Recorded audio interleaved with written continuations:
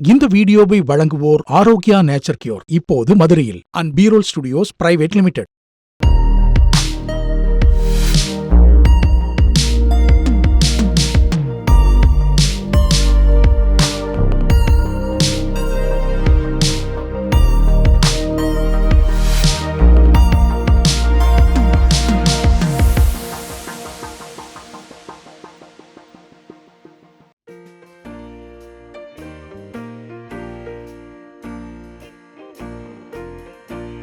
இப்போ 2.5 kilo pineapple kesari அதுக்கு நம்ம ரெடி பண்ண போகிறோம். இப்போ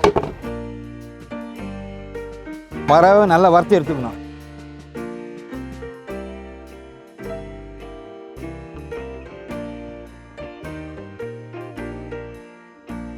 ஆயில் இப்போ 2.5 கிலோ ரவை ஒரு 3/4 கிலோ ஆயில் போட்டுக்கணும்.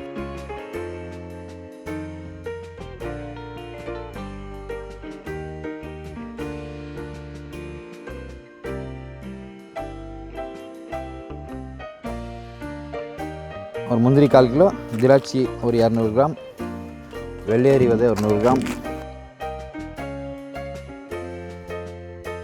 இப்போ எண்ணெய் லேசான சூடாக இருக்கும், முந்திரி போட்டுக்கலாம். நம்ம அரை இதாகனோடனே திராட்சை போட்டுக்கணும்.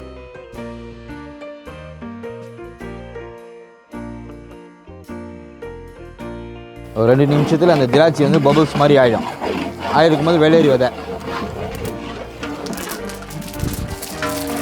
போட்டு இருக்கணும்னா தண்ணி போட்டுக்கணும். நான் உங்களுக்கு ஏற்கனவே சொல்லியிருக்கிறேன் 1க்கு 2 கால்னு சொல்லிட்டு, சரிங்களா?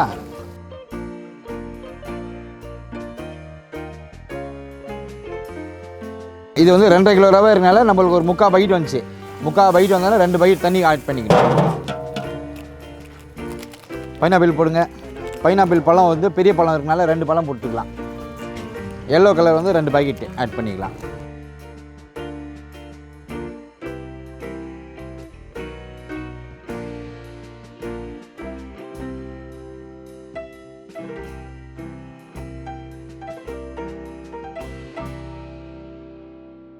Pineapple 2, dates 1/2 kilo. 2 மிக்சிங் போட்டு செய்கிறதுனால டேஸ்ட் நல்லாயிருக்கும். வெறும் டேட் மட்டும் போட்டால் அது டேஸ்ட் வேறு, பைனாப்பிள் போடுறது அது டேஸ்ட், 2 மிக்சிங்காக பண்ணிடுறது இன்னும் நல்லாயிருக்கும் சாப்பிட்றதுக்கு. இப்போ இது மாதிரி பழம்லாம் போட்டு ஒரு 10 நிமிஷம் மூடி விட்டுடணும். நல்லா நல்லா கொச்சின்னு இருக்கும்போது ரவை போட்டு நெய் போட்டு சக்கரை போட்டு இறக்கிடணும். மேலே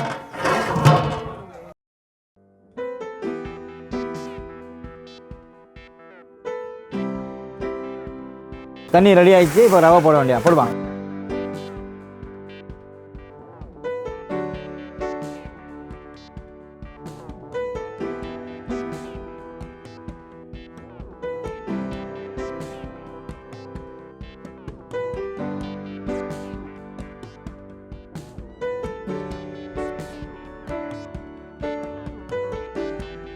அரை கிலோ நெய்,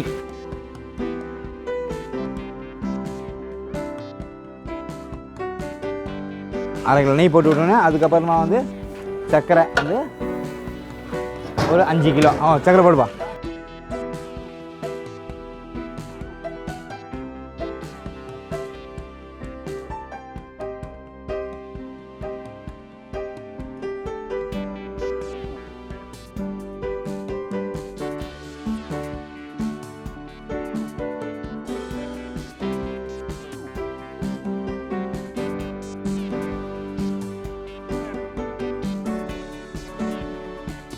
இந்த மாதிரி நல்லா கரைஞ்சிட்டு பிறகு அப்படியே இறக்கி ஒரு 1/2 hour விட்டிங்கனாக்கா கேக் மாதிரி ஆகிடும்.